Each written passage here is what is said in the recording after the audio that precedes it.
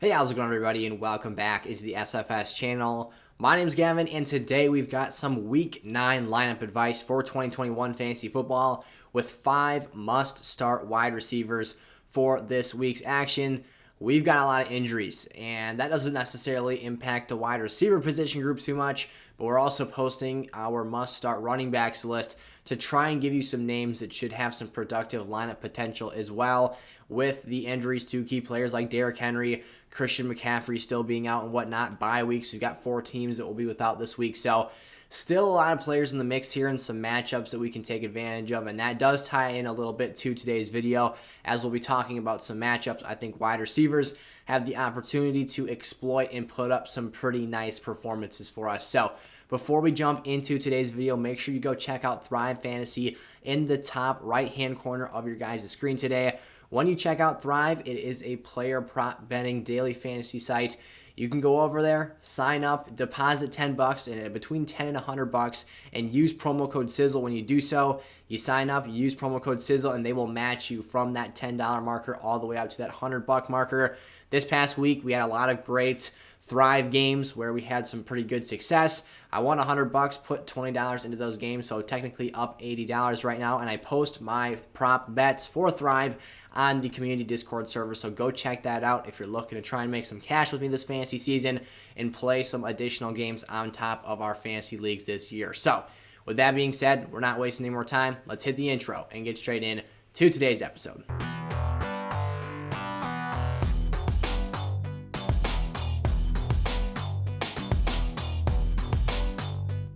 Alright, here we go, diving into our first must-start player here in Week 9 action. I've got T. Higgins of the Cincinnati Bengals taking on the Cleveland Browns, Baker Mayfield, and that offense this week. I think T. Higgins is in store for yet another productive fantasy outing. The last 2 weeks, he's been fantastic, including a 15-target performance against the Baltimore Ravens and a 4-reception, 97-yard game against the Jets last week. T's scoring and growth as a player in the stat department hasn't necessarily been reflected as extreme as I think a lot of us would have liked to see from year 1 to year 2. And that necessarily doesn't mean that T hasn't become a better player or that T. Higgins isn't a player capable of producing weekly lineup starting numbers for us. But really the emergence of Jamar Chase has caused T to take a backseat in this offense, and Joe Burrow is clearly looking at Jamar as the top threat and top dog in this offensive passing game. But in this matchup against Cleveland, I really like T. Higgins.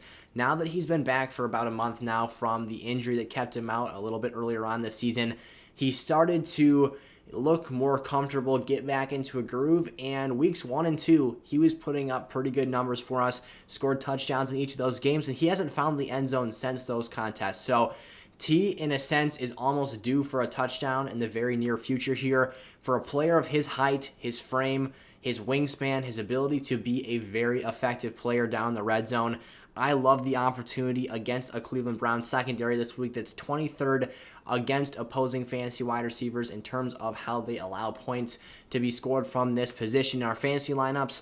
I think T's got a lot of potential here. His height, again, that size and frame will allow him to beat some of the smaller corners on this Browns defense and do something that I think that we had projected for Chase Claypool last week, as he was the bigger framed, larger wide receiver for that Steelers offense.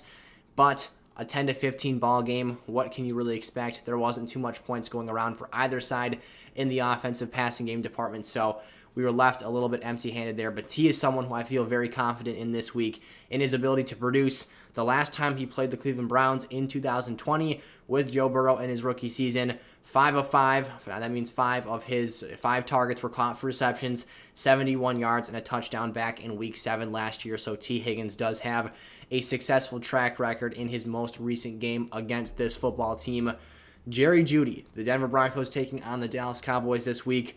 I'm feeling good about Jeudy in the second start here off of that ankle sprain that he suffered back in the beginning of this season. Jerry's a player who I really like in his overall skill set and ability to win at the route running level. This is a player who is very athletic and who is very capable of making plays downfield simply by separating using speed and other athletic traits. But he's also an elite route runner and a player who, very young in his career, is developing and showing his growth right before our eyes, rather. And now here, a quieter game against Washington. Denver's offense wasn't necessarily able to heat up and have a super strong passing attack in Jerry's first game back. But I feel good against Dallas this week. Dallas has been a defense that will certainly take the ball away from opposing competition, but they haven't necessarily been one to totally shut down another team from moving the football. Dallas right now is the 27th ranked defensive unit against opposing fantasy wide receivers and the number 2 option in the Minnesota Vikings passing game, despite the fact that they only scored 16 points in that football game, had a very, very productive outing. And that was Adam Thielen, obviously, 6 grabs, 78 yards, and a touchdown. Jerry Jeudy right now projecting into that number 2 wide receiver role because I still believe Courtland Sutton is the number 1 option in that offense just by proxy and by him being in there throughout the absence of Jeudy and filling that stereotypical X wide receiver role, being the bigger bodied athlete and just able to not only win routes but especially be a dominant factor in the red zone. You could really go either way. It's a matter of perspective. It's honestly a matter of opinion because the gap between these two is very close.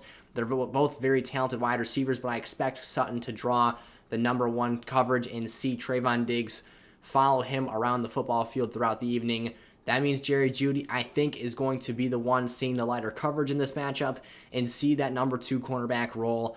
That's an opportunity. Now, Courtland Sutton could absolutely, and I'm still starting him in my lineups this week, he can produce against Trayvon Diggs. Again, Trayvon could absolutely steal one of those passes, and who knows, take it to the house and score another touchdown.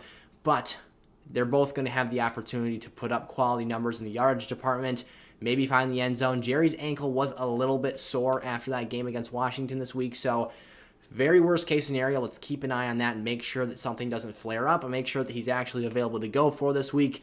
But the matchup, the opportunity is there for Jerry Jeudy here in Week 9. I think that he can give us some very nice floor numbers. And if he finds the end zone, makes a splash play, potentially can improve himself into a nice ceiling start this week as well. I'm giving Chase Claypool another opportunity here to start in my lineup in Week 9 against the Chicago Bears. Chase is probably more of a high upside flex play, but this is a matchup and an opportunity against a Chicago defense that has struggled against the pass all season to, again, use his traits to his advantage. It's going to take some work from both himself and Big Ben Roethlisberger to get him quality looks and opportunities that can unlock his full potential and skill set here. The one issue with Chase Claypool this season has been with Big Ben Roethlisberger's limitations throwing passes exclusively almost to the line of scrimmage or just beyond that. It's hindering Chase's ability to win deep routes and to go up and make contested grabs downfield in tight quarters, tight contested coverage. That's something he's very good at and very capable of doing. So you're going to have to get the opportunity. That's going to have to be something that's schemed up here. But the talent and ability for Chase Claypool to be a playmaker has never been the question here. That's never been in doubt. Big Ben's got to give him the opportunities, give him the shots downfield. He's getting a couple every game. They just haven't been able to consistently connect on those this season. But I'm still a believer with Juju Smith-Schuster out of this lineup. There's more targets unlocked to be spread around here. We already know Deontay Johnson's a must-start player basically every week in our lineups. He's going to be in your lineups again this week. He's going to be peppered in targets and used very, very frequently. But Chase Claypool, to me, is the number 2 pass catcher in this offense. I guess you can kind of put him in there with that Najee Harris category because although he's a running back, he's still very involved as well. But I think Claypool has a nice role for himself and exploits a Chicago secondary that is very lacking at the outside cornerback position. And Chase Claypool as well, who will line up in the slot on quite frequent occasion, can do some damage in that phase of the game as well. Robert Woods, the Los Angeles Rams, this is going to be an interesting matchup. Von Miller was just traded to the Rams, so they've got themselves on the defensive side of the ball. This is a little bit off topic here, as obviously we're talking about the wide receiver position. But they've got themselves 3 of the best defenders in the National Football League. Aaron Donald and Von Miller rushing the passer, getting after the quarterback. And then Jalen Ramsey on the back end covering the opposing team's best wide receiver, who this week will be A.J. Brown most likely. Wow, that's going to be a tough task for a Titans offense that just lost arguably one of the MVP candidates in Derrick Henry, who is having himself one heck of a season up until now, him obviously being out with a foot injury for 6 to 10 weeks. That is going to be an absolute killer. But Robert Woods here against the Titans this week. This is the worst unit against the pass out there. they're going to have their hands absolutely full with Cooper Kupp, and they're probably going to have to divert more than one defender his way to at least, at minimum, try and slow him down. That's going to open up the door, which has been the case the last 5 weeks now, for Robert Woods to have a productive fantasy outing because the volume and the targets he's getting aren't on the same level as Cooper Kupp's, but he's getting very valuable opportunities in the ways that he is getting the football sent his direction. Cooper Kupp is clearly, at this point, the number one in this offense. I don't think still the talent gap is that astronomical. I think Robert Woods is an incredible route runner, a super dynamic player. Cooper Kupp has certainly taken leaps and bounds forward as an overall route runner, and his ability to be used as both the short, intermediate, and deep passing game threat in this offense. And it's no question that that's who Matt Stafford has locked in with as his favorite target in this Rams passing game. But Robert Woods is still a very, very talented, very, very capable player. And despite the fact that, again, he's not seeing every week these ridiculous target numbers come his way, he still found a way in 5 straight performances to produce 10 or more points in half PPR scoring. He's averaging just under 7 targets per game over that stretch of time. He's got 4 touchdowns. When teams are paying so much attention to the run game with Darrell Henderson and the damage he's been doing, and then Cooper Kupp, because he can literally win routes at any spot in the field, that's leaving Robert Woods in single coverage a lot, and that is a mismatch. He is good enough to beat your team's second best corner if that's who you are giving him in respect to who your coverage assignments are. Robert Woods is a very capable player. And again, you're playing the worst secondary in the league, the worst secondary against the fantasy wide receiver this season, this 32nd ranked defensive unit in that category.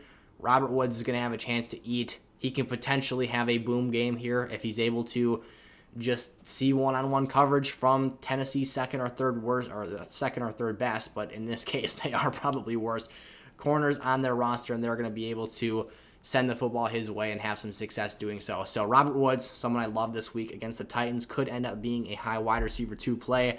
And then Cole Beasley versus the Jacksonville Jaguars. Both him and Emmanuel Sanders have had fantasy relevance this season, but in particular, over the last 2 weeks, Cole Beasley has been the wide receiver 2 that's been thriving for this Bills offense. I don't think there's much of a difference in terms of the overall talent level now. Emmanuel Sanders and Cole Beasley are still obviously very different players. They serve different functions in this Bills offense. They both get the job done in fantasy in different ways. Neither of them are perfect. Neither of them are weekly must-starts, but they both have very much so lineup intrigue for us on a weekly basis because of who their quarterback is and because of the tool set they bring to the table. Last week, Emmanuel Sanders, 4 targets, held catchless. That's a little bit of a red flag. Obviously, 4 targets is nothing crazy to work with, but he hasn't necessarily been a volume play throughout this season. He's been explosive, splash play, scoring touchdowns. Cole Beasley, on the other hand, has been the much safer player in the volume department and has been the player that has seen the higher ceiling in terms of the target share sent his way. This year, Cole Beasley has 3 performances of 13 targets on that's first of all an astronomical level to be at for any player. And when you are the second or third option in your team's passing offense and you're getting that many targets, again, 13 of them across 3 games, very, very nice to see. As a slot weapon, as a player in PPR formats, he's an absolute machine. There are games when Josh Allen simply locks into Cole Beasley, and the Bills know the guy covering Cole Beasley in the slot is just not capable of covering him. And when that happens, they can't do this is the opposing defense, that is, they can't do anything about it. You've already got Stephon Diggs locking you up on the outside and really commanding attention out there, and you've got Emmanuel Sanders on the other side, and then when healthy, you've got Dawson Knox plus Josh Allen's threat to run the football. You don't have enough defenders to stop all these things from occurring. So Cole Beasley, when they find matchups where he's able to thrive and have success, he just feasts out here. He's averaging 11 targets over the last 2 games, 13 this past week, 9 the week prior. Beasley, I think this is a man on a mission here. He's able to get out there, get the job done again, especially in PPR leagues. This becomes an incredibly valuable play and someone I love for teams here in Week 9. Alrighty, those were our 5 must-start wide receivers for Week 9 action here. Again, if you enjoyed today's video, make sure to leave it with a like and click that subscribe button before heading on out. And if you've got questions for me, drop those down in the comment section below, and we'll do our best to get back to as many of you as possible here before the Week 9 games kick off. So, thank you all so much for tuning in. I'll see you guys next time. Peace out.